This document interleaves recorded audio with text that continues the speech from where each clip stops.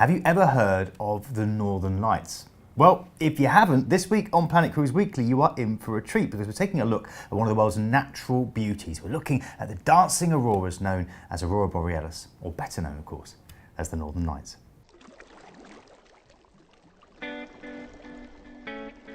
Well, hello and welcome to Planet Cruise Weekly, episode 98.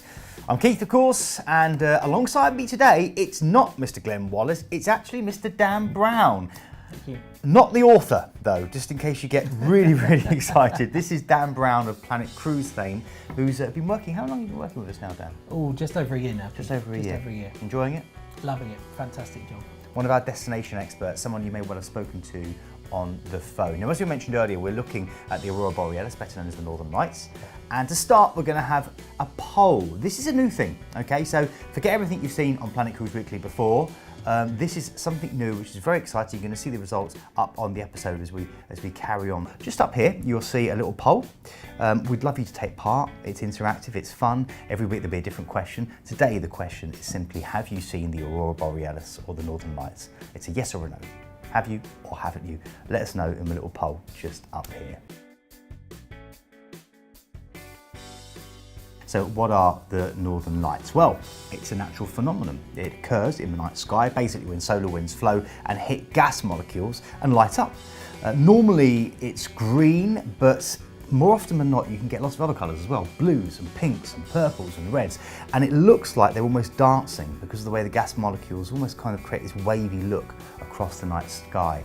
It's astonishing, it's awe-inspiring, it's beautiful. I saw it for the first time sailing down the St. Lawrence River en route to Quebec on board Queen Elizabeth.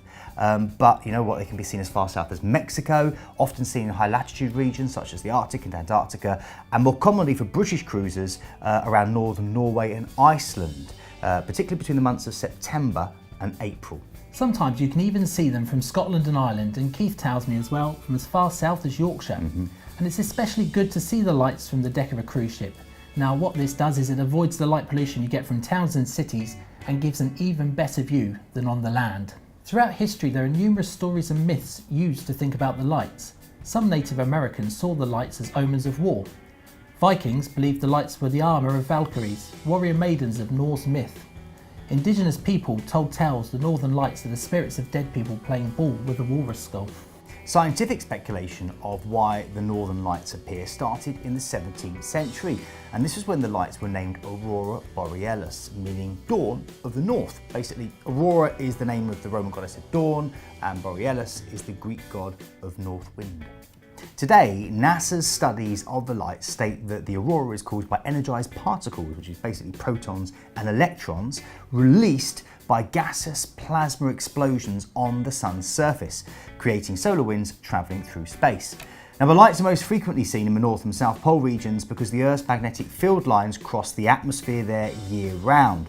But it is interesting to note that in the Southern Hemisphere, the lights are called Aurora Australis.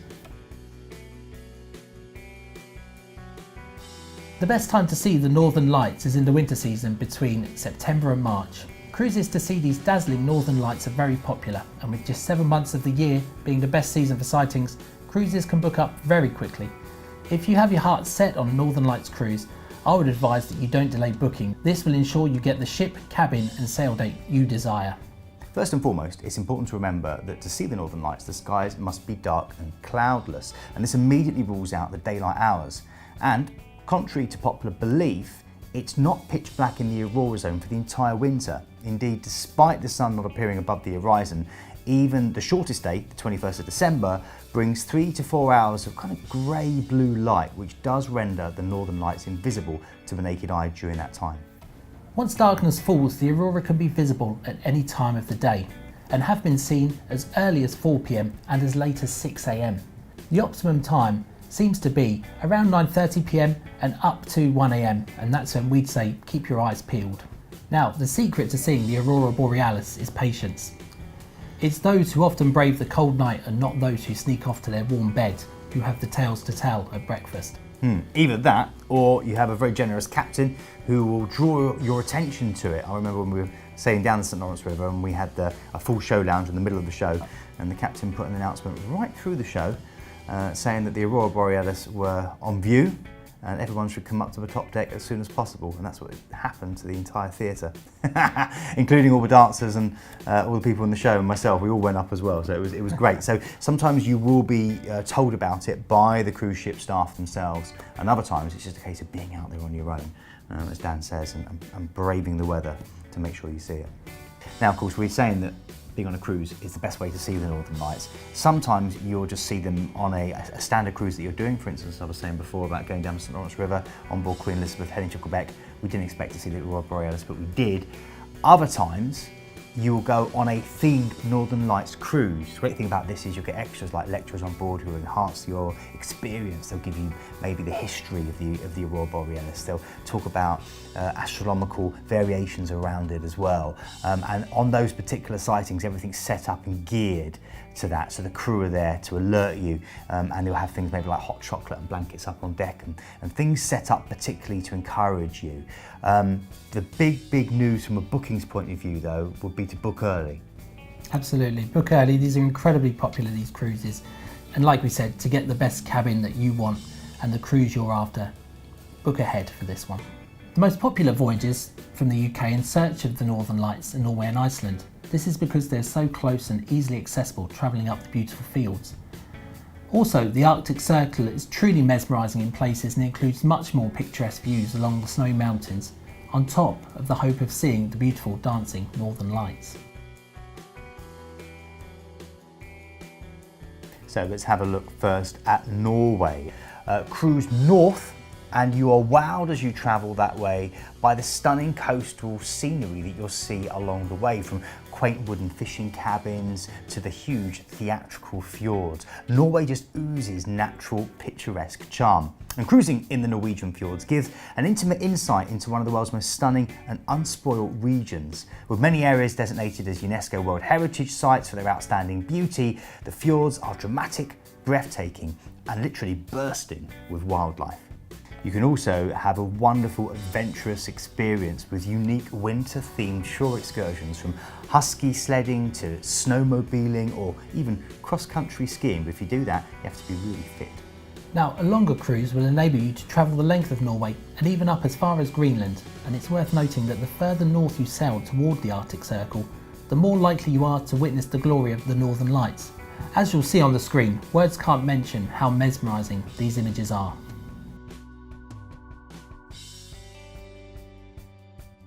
Now, Iceland in winter is another truly magical place. The snow-covered barren scenery makes you feel like you're on another planet altogether.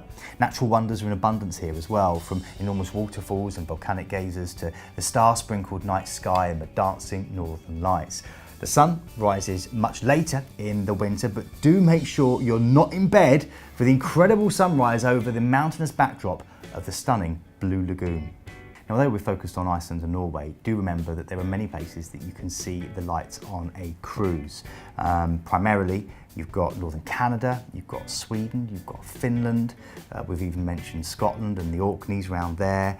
And if you are up in Norway, the best places tend to be Tromsø and also Svalbard. So lots of opportunities to really enjoy this incredible natural phenomenon.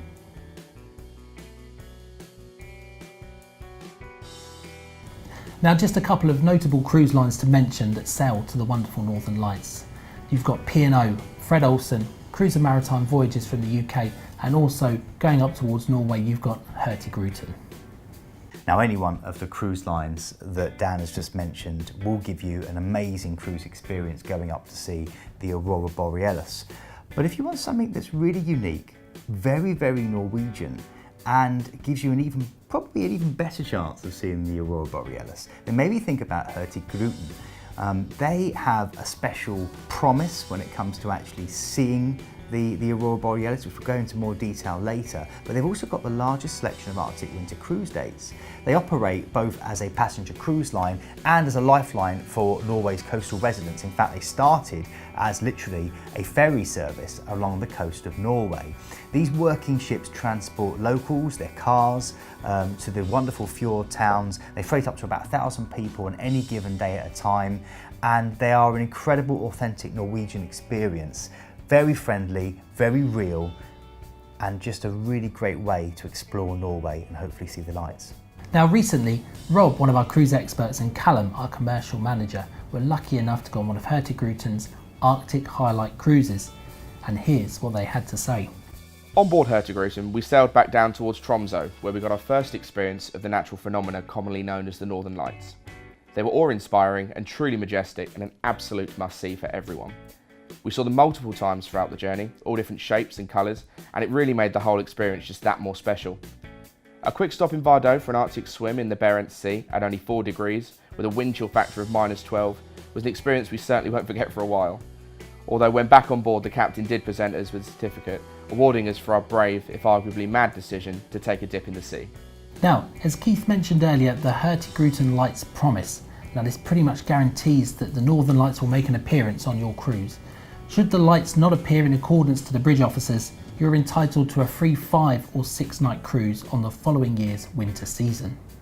Very important to note, it said, according to the bridge officers, obviously if you sleep in the whole cruise and don't go out on deck, and it's your fault you missed them, you don't get the free cruise. But if the lights don't obviously appear, you do get that option. And this is one of the many reasons why we feel Hurtigruten is such a good choice. For more information on Hurtigruten cruises to go and see the Aurora Borealis and explore Norway, just click the link there and it will take you through to one of our destination experts, such as Dan. Now, if you're not a fan of flying and will prefer to cruise directly from the UK, then maybe a Hurtigruten cruise wouldn't be the one for you, because you would have to fly to Norway in order to pick up the ship. So if you do want to go just from the UK, there are lots of lines like Fred Olsen, P&O, Cruise Maritime, all of them offering options for you to sail up to the Norwegian fjords, sail up to Iceland and see the Aurora Borealis. And you've got Celebrity Cruises, which have recently done some Iceland cruises as well, and they offer a great tour in Reykjavik, which is called the Northern Lights Experience. So lots and lots of different choices throughout the cruise industry. Now, when you see the Northern Lights, you will want to photograph them. You'll want to remember it because it truly is mesmerising. So, Dan, any tips for budding photographers watching this? Absolutely. You've got to have a tripod or monopod. Now this is an absolute necessity to shoot exposures of around 30 seconds or more, which are required really to capture the Northern Lights colours. Now, a few other tips: always make sure you pack several SD photo memory cards and an extra charged camera battery, because the cold will quickly drain them. Now, finger gloves with flip back mitten covers make it easy to press the camera's shutter release button without removing gloves.